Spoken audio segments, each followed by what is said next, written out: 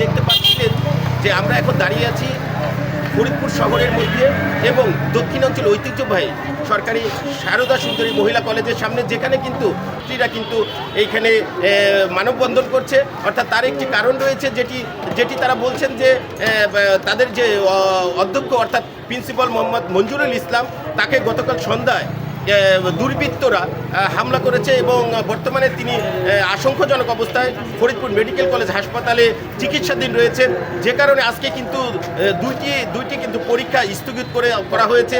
এবং এর পরপরই কিন্তু আজ সকাল 10টা থেকে কিন্তু এই যে প্রধান সড়ক অর্থাৎ ফরিদপুরের অম্বিকা যে সড়কটি, সেটি কিন্তু তারা কিন্তু অবরোধ করে রেখেছেন।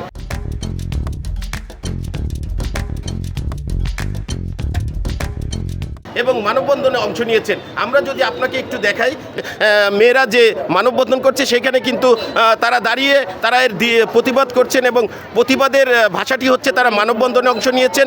এরপরে কিন্তু আরও বড় ধরনের কর্মসূচি নেবেন। তাদের একটি কথাই হচ্ছে যে তাদের যে অধ্যক্ষ অর্থাৎ প্রিন্সিপাল মঞ্জুরুল ইসলামের উপর যে হামলা হয়েছে, সেই হামলার যে বিচার সেটি তারা চাচ্ছেন।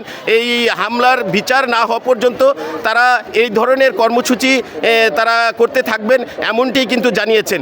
এই মানববন্ধনে কিন্তু শুধু ছাত্রী যে অংশ নিয়েছে তেমনটি না, এছাড়া যে কলেজের যে শিক্ষক আছে, শিক্ষিকা আছে এবং তারা সকলেই কিন্তু একযোগে কিন্তু এই মানববন্ধনে অংশ নিয়েছেন এবং ছাত্রীদের সাথে তারাও একমত পোষণ করেছেন যে তাদের যে অধ্যক্ষকে যে দুর্বৃত্তরা যে হামলা করেছে সেই হামলার কিন্তু বিচারটি চেয়েছেন। এছাড়া প্রশাসনের যে কর্মকর্তারা রয়েছেন এই কলেজের, তারাও কিন্তু অংশ নিয়েছেন। অর্থাৎ পর্যায়ের যে কর্মচারী, কর্মকর্তা, শিক্ষক, শিক্ষিকা, এরা কিন্তু সবাই কিন্তু এই মানববন্ধনে অংশ নিয়েছেন। আমরা কিন্তু দেখতে পাচ্ছি যে তারা যে আন্দোলনের মুখে রয়েছেন, সেটি কিন্তু তাদের দাবি একটাই, যে তাদের এই যে বিচার যে বিষয়টি সেটি তারা নিশ্চিত চাচ্ছেন, যে তাদের যে অধ্যক্ষের উপরে যে হামলা হয়েছে সেই হামলার সুনির্দিষ্ট তারা বিচার দাবি করছেন এবং পাশাপাশি তারা যে অধ্যক্ষ আছেন তার সুস্বাস্থ্য কামনা করেছেন, যাতে তাদের যে অধ্যক্ষ তার পূর্ণাঙ্গ একটি সুন্দর চিকিৎসা হয় সে বিষয়টাও তারা তুলে ধরেছেন।